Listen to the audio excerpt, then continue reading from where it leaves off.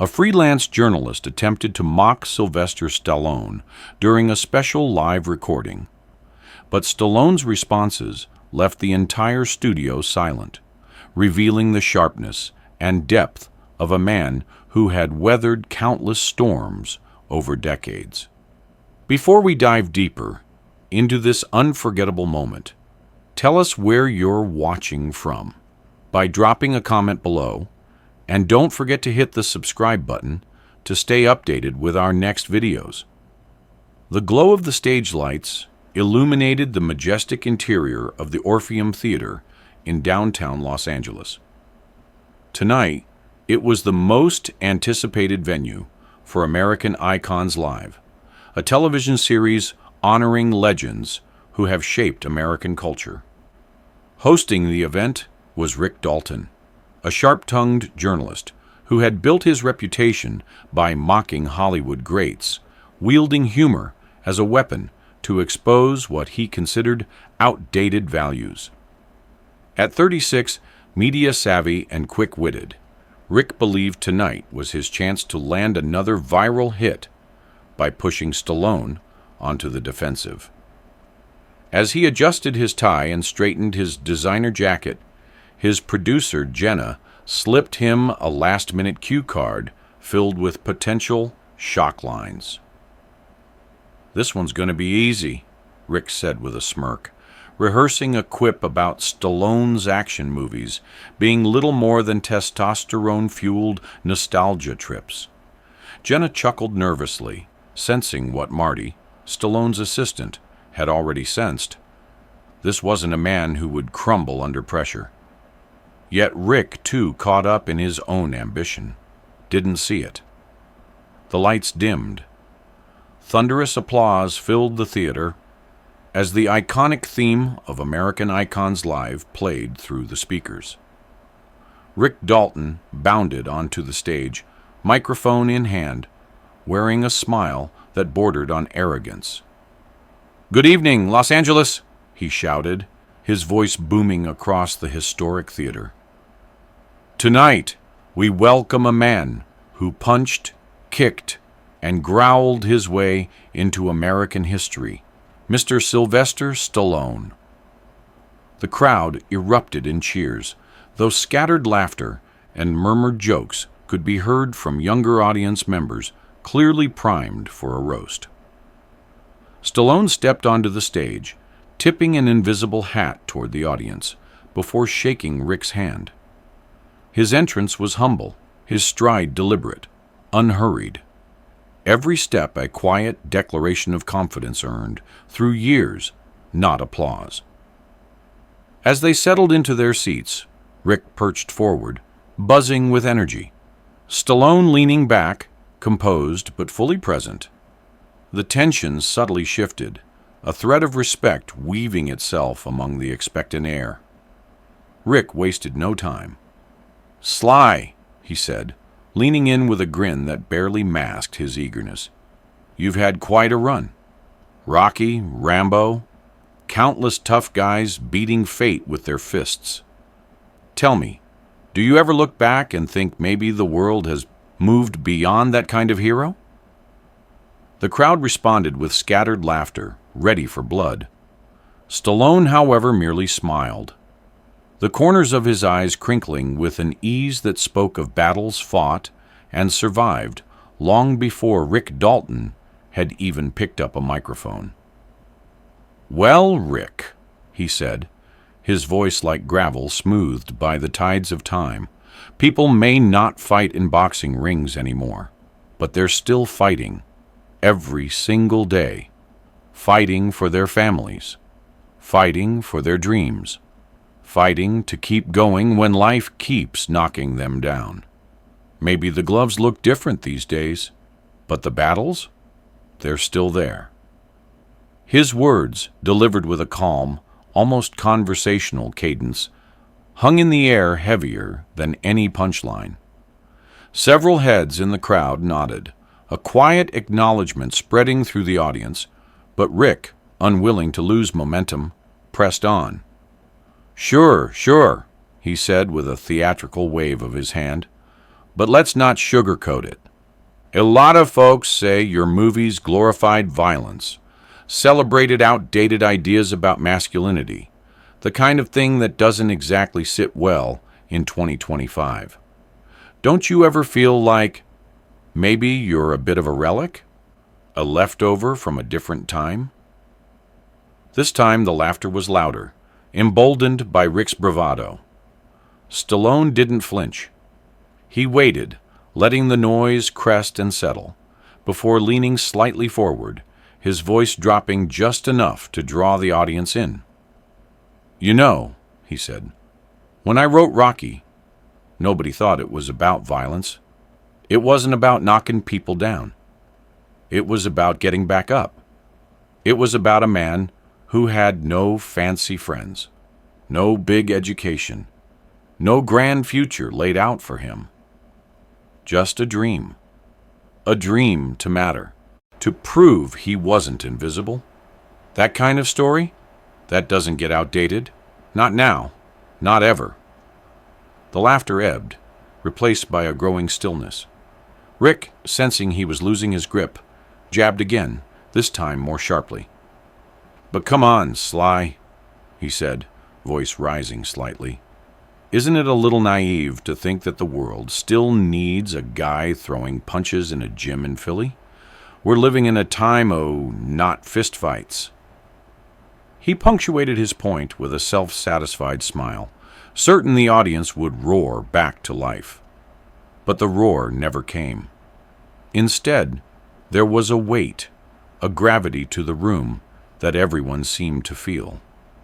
Stallone tilted his head slightly, studying Rick not with anger, but with a kind of patient sorrow, as if he were looking at a young man who hadn't yet understood how hard life could hit. "Maybe," Stallone said slowly, "maybe the world doesn't need more fists, but it still needs fighters. People who stand up for what's right even when it's unpopular. People who don't quit just because it's easier. Not everything can be solved by swiping left or coding an app, Rick. Some battles still need heart." "And heart," he added, a faint smile tugging at his mouth, "never goes out of style." The audience erupted, not in laughter, but in applause, deep and resonant. It rolled through the theater like a wave, building in strength, not forced, not polite, but real. The kind of applause that came from people who knew what it meant to fall and fight and stand again. Rick shifted uncomfortably, his smirk slipping, replaced by something closer to reflection. Stallone let the silence settle, wrapping them all in a moment that felt old and sacred, like a lesson passed down from one generation to the next. Rick fumbled for his next question, his confidence shaken. "Okay," he said, his voice less sure. "But, looking back, don't you regret any of it? The roles, the choices, the fights?" Stallone chuckled quietly, the sound low and rich. "Regret?" he echoed. "Sure, regret is part of living, but you don't get stronger by avoiding mistakes. You get stronger by facing them, learning from them, and moving forward anyway. Every scar, every stumble, it's the price you pay for growing." The camera panned across the audience, capturing faces not of amusement, but of understanding. Older couples holding hands, young dreamers wiping their eyes, middle-aged men and women leaning forward, caught in the simple truth of his words. Rick leaned back slightly, finally, truly listening. Stallone's voice, steady and unpretentious, filled the space between them. "You don't survive by pretending you're invincible," Stallone continued. "You survive by admitting you're vulnerable and fighting anyway. And that, Rick, is a lesson the world will never outgrow." The Orpheum Theater rose in another wave of applause, louder this time, deeper, filled with gratitude. Rick nodded slowly, the cockiness stripped away, leaving behind something more honest. "Thanks, Sly," he said simply. Stallone smiled, a man at peace with his journey, and tipped his head graciously to the audience that had, for a moment, glimpsed the real spirit behind the legend. Rick Dalton shifted in his seat, clearly feeling the weight of the audience's changing mood, but unwilling to surrender the stage so easily. He forced a laugh and leaned in with renewed energy, desperate to reclaim the upper hand. "All right, Sly. Fair enough," he said with a wink that didn't quite land. "You got a heart, no doubt about that. But let's get real. You're almost 80. Isn't it time to pass the gloves to someone younger, fresher? I mean, Rocky had his day. But isn't it better to go out on a high note instead of hanging around and reminding everyone how much older you are now?" The jab hung in the air, harsher than anything he'd thrown before, and for a second the room teetered between laughter and discomfort.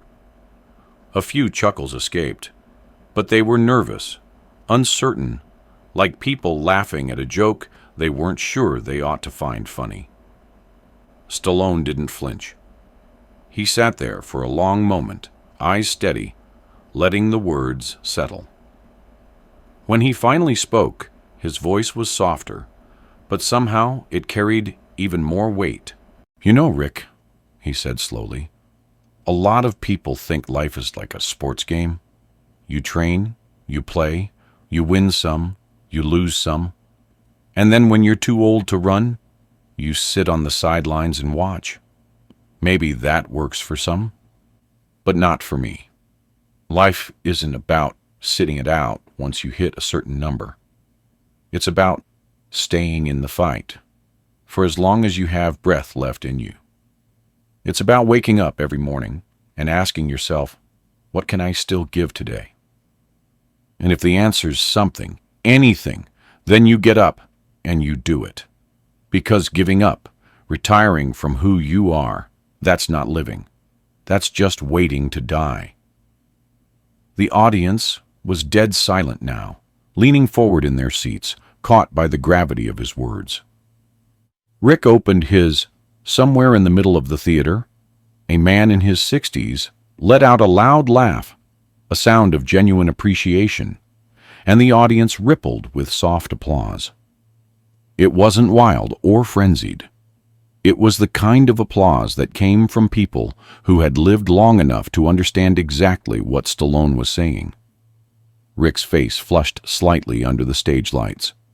He quickly flipped through his cue cards, grasping for a way to steer the conversation back in his favor. "So, all right," he said with a strained chuckle. "Let's talk legacy then. You've played a lot of characters that solved problems with violence. Rocky, Rambo, Cobra. Do you ever worry that you sent the wrong message? That maybe, just maybe, you made toughness look a little too glamorous?" The question was meant to sting, but Stallone's response was immediate and unshaken. "Those characters," he said, "weren't about violence. They were about survival. They were about standing up when you had nothing left but your fists and your will. They were about protecting what mattered, about facing down a world that didn't give you much of a chance and saying, 'I'm still here.' That's not glamour, Rick. That's grit. And if someone saw Rocky or Rambo and thought it was just about throwing punches, they missed the whole point." Rick pressed on, though his voice lacked the same bite. "Still, in today's world, don't you think we need less fighting and more understanding?" Stallone nodded, taking the question seriously. "We absolutely do," he said. "But understanding doesn't mean weakness. It means listening. It means recognizing someone else's struggle, even if it doesn't look like yours. It means showing respect. And sometimes," he added, his voice deepening, "the first fight you have to win is against your own fear, your own ego. Fighting isn't always with your fists. Most of the time, it's with yourself. The audience was rapt, many nodding, a few even wiping at their eyes. Rick seemed to sag slightly in his chair, his earlier bravado shrinking under the calm certainty of the man seated across from him. Sensing the moment slipping away, Rick tried a different tactic. He leaned forward again, smiling thinly. Okay. You're tough. You're resilient. But what about regret? Come on, Sly, you must have a few. Roles you turned down? Mistakes you made? Stallone chuckled low in his throat, the sound warm, almost nostalgic. Of course, he said. You can't live this long without making a few wrong turns. I turned down movies that went on to be blockbusters. I made some films that flopped so hard you could hear the echo. I trusted the wrong people. I doubted myself. I got knocked around by life in ways that didn't make the headlines. But you know what? Every mistake taught me something. Every scar I've got, visible or not, it tells a story. And I wouldn't erase any of them, because without them, I wouldn't be the man sitting here today. He paused, looking out into the audience, his gaze sweeping over faces young and old. Mistakes aren't the opposite of success, Rick. They're part of it. You don't get to wisdom without first taking a few beatings. A woman in the front row wiped her eyes discreetly, and the applause this time was louder, longer, undeniable. Rick sat back, defeated, not by aggression or cleverness, but by something he had not been prepared for: humility, authenticity, and truth. For a few beats, the two men sat in silence, the audience caught in a quiet moment of reflection. Rick, struggling to regain some footing, managed a thin smile. "Well," he said, "you sure know how to take a punch, even one from a guy with a microphone." Stallone laughed, genuine and easy, the tension in the room easing slightly. "You throw a good jab, kid," he said, smiling.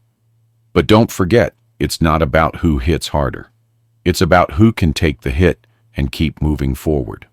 The words echoed through the theater, familiar, yet somehow more profound now, stripped of the Hollywood gloss and delivered by a man who had lived them in every sense. The audience erupted into spontaneous applause, not because they had been cued, but because they couldn't help themselves. Rick sat there for a mo. It was about showing up, about standing firm without raising a fist, about letting the truth of who you were speak louder than any performance. Rick cleared his throat, tapping his cue cards against his knee without looking at them. He wasn't sure what he had left to say, but he knew somehow that trying to steer the conversation back to jokes would be a disservice, not just to Stallone, but to the moment they had created together. Hesitating, he leaned forward slightly, abandoning the persona he wore so easily on most nights. "Sly," he said, his voice quieter now, "if you could tell your younger self, Rocky back in Philly, trying to get a shot, if you could tell that guy one thing, knowing everything you know now, what would it be?" Stallone's eyes softened, and he chuckled under his breath, as if the question had stirred something deep inside. He rubbed his hands together slowly, gathering his thoughts, and when he spoke, his voice was steady but threaded with emotion. "I'd tell him not to be afraid of failing," he said. "I'd tell him that every time he got knocked down, every time someone told him he wasn't good enough, wasn't smart enough, wasn't tough enough, that those moments were gifts, hard gifts, ugly gifts, but gifts all the same, because they would teach him how to fight for himself, how to believe in something when nobody else would." The theater was utterly still now, every pair of eyes locked on Stallone, every ear straining to catch every word. "And I'd tell him," Stallone continued, his voice dropping lower, "that success isn't winning some big trophy. It isn't walking down a red carpet. It's waking up every day and choosing not to quit, choosing to stand back up even when it feels like you can't, choosing to keep moving forward when your legs are screaming and your heart's broken and the world's laughing. That's real success. That's what makes a life." Rick swallowed hard, the emotion rising in his own throat surprising him. It wasn't the interview he had planned. It was better, rawer, more real than anything he had ever coaxed out of a guest before. Stallone smiled at him, not a smug smile, but one full of understanding, even compassion, and Rick realized that he hadn't been beaten tonight. He had been taught, changed, maybe, if he had the humility to admit it. Trying to find his footing, Rick gestured toward the audience. "You know, Sly, a lot of people out there, they're struggling right now. Inflation's crazy. The news is always bad.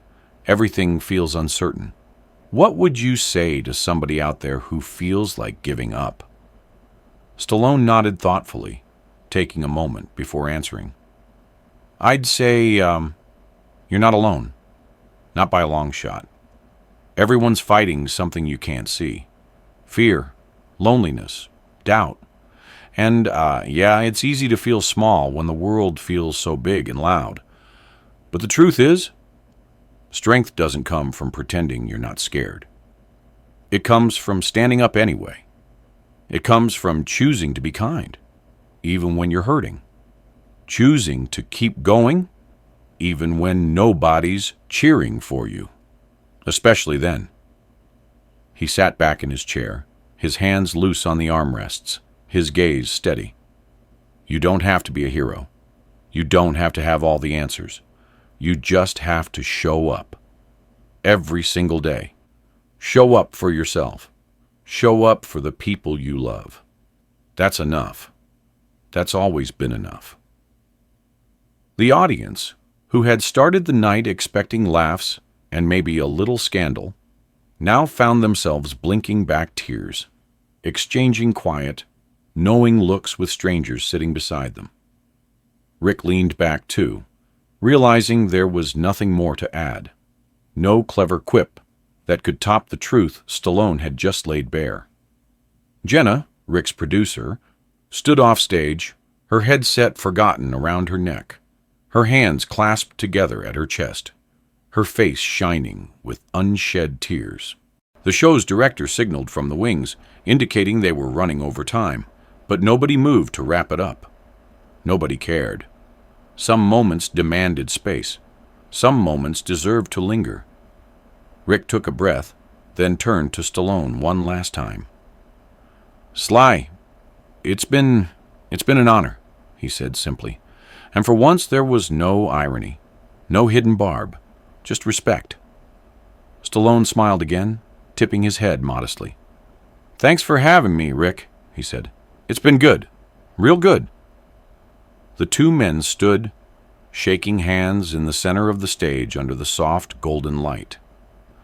The audience rose to their feet in a standing ovation, not for a movie, not for a carefully crafted persona, but for a man who had shown them what real strength looked like. As Stallone made his way off the Suze. Later that night, social media exploded with clips from the interview, but it wasn't the jokes or the jabs that went viral. It was the moments of quiet, the moments where Stallone spoke of struggle and resilience, of falling down and standing back up. People of all ages, from young adults to retirees, shared the video, commented with their own stories of perseverance, tagged their fathers, their grandmothers, their mentors. "This," they wrote, "this is what a real hero looks like." At his hotel, Stallone sat by the window, looking out over the city lights. His phone buzzed constantly with messages and notifications, but he set it aside, choosing instead to savor the quiet. Fame was a fickle thing. Applause faded. Headlines changed. But the truth, his truth, would outlast all of that. He sipped his coffee, still black and strong after all these years, and smiled to himself. Out there, somewhere, maybe a young kid was watching that interview, feeling like maybe, just maybe, they weren't alone. Maybe they'd hear those words. You don't have to be a hero. You just have to show up. And carry them like a torch through their own dark days. And that, Stallone thought, would be enough. He leaned back in his chair, the weight of the years heavy on his shoulders, but not unwelcome.